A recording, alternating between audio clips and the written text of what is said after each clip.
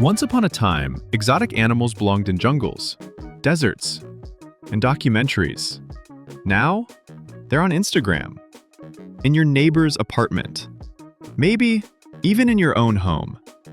From reptiles to raccoons, tarantulas to toucans, exotic pets are officially going mainstream. But behind the viral videos and cute content lurks a complicated truth. What happens when wild animals become housemates? And are we truly prepared for the cost? To them and to us? In the age of social media, uniqueness is currency. And what's more unique than a fox curled on your couch or a hedgehog in a teacup? Over the last decade, exotic pet ownership in the US has skyrocketed. More than 13 million exotic animals, including reptiles, amphibians, birds, and mammals, are now kept as pets. What's driving it? Viral TikToks and YouTube shorts showing exotic pets acting tame. Pet stores selling everything from chameleons to pythons. A growing appetite for animals that break the mold, that say, "I'm different." But here's the thing no one tells you: different doesn't mean domesticated.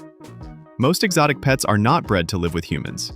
They retain their wild instincts, unpredictable behaviors, and specialized needs.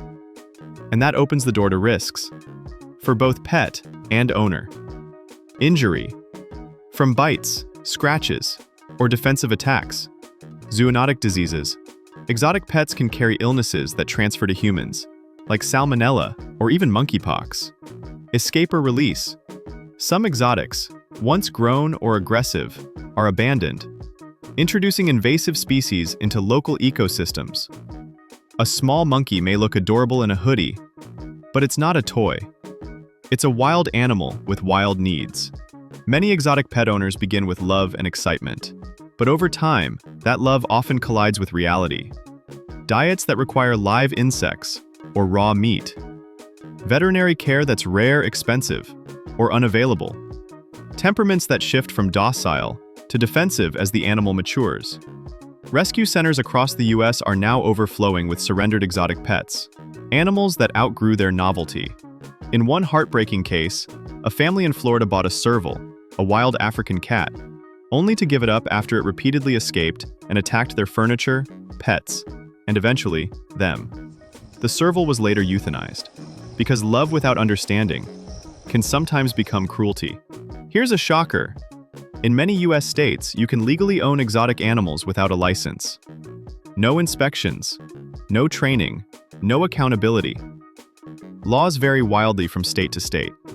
In some, you can own a kangaroo. In others, you can walk a full-grown boa constrictor down your block. Legally, animal welfare groups are calling for tighter regulation. Because without oversight, it's not just about personal choice, it's about public safety. One escaped python in a neighborhood is wild-caught, ripped from their habitats and trafficked illegally, or bred in high-volume, low-welfare facilities, much like puppy mills. The journey from jungle to living room is often brutal, and even when legally bred, exotic pets may suffer in silence, confined in cages far too small, isolated from their kind, and deprived of the mental stimulation they evolved to need. The question isn't just, can I own it? It's, should I? To be fair, not all exotic pet ownership is harmful. Some owners do extensive research. They build proper habitats, they work with exotic veterinarians, they respect the animal's needs more than their own novelty. If you're considering an exotic pet, research species-specific needs. Make sure it's legal in your state.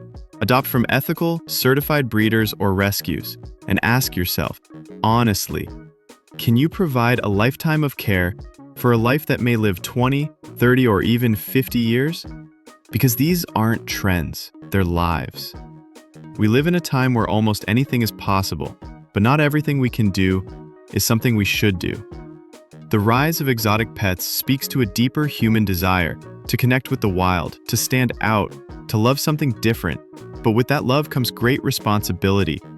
Because when we bring the wild into our homes, the cost shouldn't fall on the animals.